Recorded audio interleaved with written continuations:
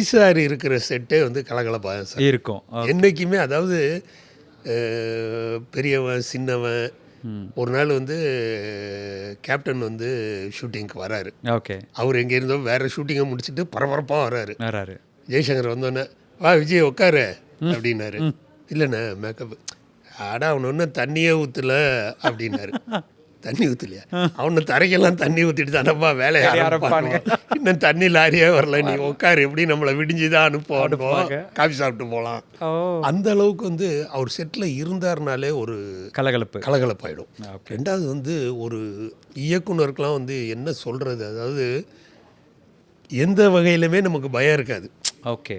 நம்ம ஒரு தவறே பண்ணிட்டோம், ஒரு இது நம்மளை வந்து வேற ஒரு ஆர்டிஸ்டே வந்து சார் என்ன சார் இது உடுப்பா அவன் தான் எடுத்துகிட்டு தானே இருக்கான் அப்படி சொல்லுவார்.